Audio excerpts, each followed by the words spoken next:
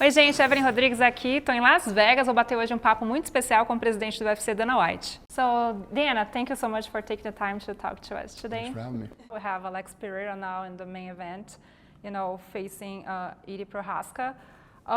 There's a lot going on about that fight. Prochazka was out for a while doing that injury. Alex Pereira is doing his second fight in this division, trying to get his second belt in the UFC. How do you see that fight going? What do you expect from that event? I mean, I don't even know what to say. You just laid it out perfectly. That's exactly what's happening. And, Prochazka is an absolute savage. Pereira is at the weight that he belongs at. So then you look deeper into the story. Glover Teixeira is his coach, and it's just there's so many great storylines to this. But one thing that you do know, no matter what happens next weekend, that's going to be a badass fight. It's impossible for that fight not to be off the charts incredible. And I'll already go out on a limb and say that they're going to both get $50,000 for some type of fight or performance of the night. I might as well just write the checks now. Oh, wow, that's good to know. Because I was looking at Pereira's resume, is his seventh UFC fight, is his third title fight in the UFC, and he only has 10 professional MMA fights in his career. It's an impressive resume, what makes him so unique? Well, you just said it. You just told me everything that makes him unique. What makes him unique? First of all, everything that you just laid out, and the dude is a badass. I mean, he's one of the, just a tough, gritty, durable guy, and he looks mean as hell. He's a scary looking dude. Anyway. Talking about injuries, any news about John Jones, how he's healing? Or? Jones tore the pec right off the bone, but again, say what you want to say about John Jones. He literally that week came to Vegas. We're at the Apex filming. I think we were filming Slap, the finale of the reality show, and came in. We told him that he thought he was going to be able to fight, and his coaches were like, it'll be a couple weeks. You're going to be good. It'll feel better. Ends up, it was very bad. He literally flew from here to LA and got the surgery 2 days later. So he's already got the surgery. He's already recovering from it. He wants to come back and he wants this fight bad. And I love that for Stipe too, because now Stipe, can stay in shape and keep this. This isn't a bad thing for Stipe either, because Stipe hasn't fought in a long time. So Stipe can continue to train and stay in shape. He doesn't have to train like he's in camp, but he can stay in shape and then wait for John, and hopefully we can do this thing as soon as possible next year.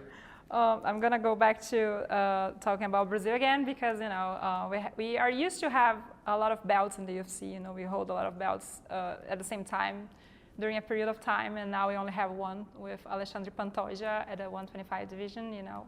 What are you saying? The Brazilians usually have all of our belts. Now there's only one. Is that, yeah. Okay. Amanda Nunes retired, so we only have Pantoja as a champion right now.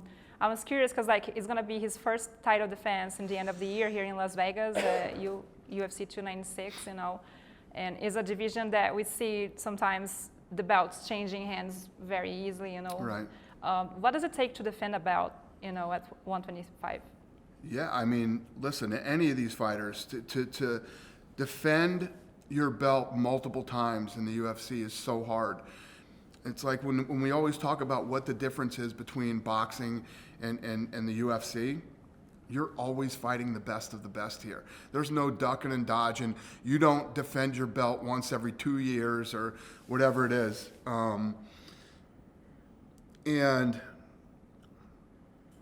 Yeah, it's tough to do. So if he can go out and defend it again, but this is what it takes. This is what I'm talking about in building these stars in Brazil again. You get these guys that go on these runs like an Anderson Silva, and it just ignites the whole country and makes the UFC very top of mind and very relevant again. It's like when I talk about Canada. When GSP had the belt, Canada was on fire. It's all anybody talked about or watched in Canada. And you work on building these different stars in these different countries again. We'd never had a Mexican world champion. Now there's Mexican world champions, and you know, now you see Mexico going off. So it's all very star driven when you have in any country, not just Brazil. The problem with Brazil is so used to dominating everything. We have like, oh, they only got one champion now, so you know, Brazil will come back. It will happen. I was going to ask you that in the next question, you know, because Pantoja, in this past 3 fights, he got 3 Fight of the Nights bonus, like I think was performance and Fight of the Night, something like that. He has a different style in the, you know, in that division, but also he doesn't have the recognition yet because he's still getting known in Brazil. He doesn't have the recognition yet, yeah. And you don't. What happens is you win it, and people go, all right, we got a Brazilian, but you have to go out and defend multiple times before you really start to get the fan base behind you. What do you like about his style? Especially in Brazil. Brazil is one of the most spoiled, rotten countries in the world because you guys have been dominating at MMA for the last, you know, 30 years. I mean, you could start with Royce Gracie. You guys have been dominating for 30 years, and if you don't have 3 or 4 guys that have titles or girls and just absolutely dominating, they're like, you know, it takes time. So what was your question you asked me? What do you like about Pantoja's style or, you know, the way he fights? Listen, that whole division is tough and nasty, and any guy can win on any given night in that division. So, you know, for him, if he's going to come out and start defending and getting some defenses, you know, under his belt, he's got his work cut out for him. He's got to stay focused, got to train hard, and be ready for all these fights. But if he does, the one thing that is for sure, Brazil will get behind him. Thank you so much. Thank you.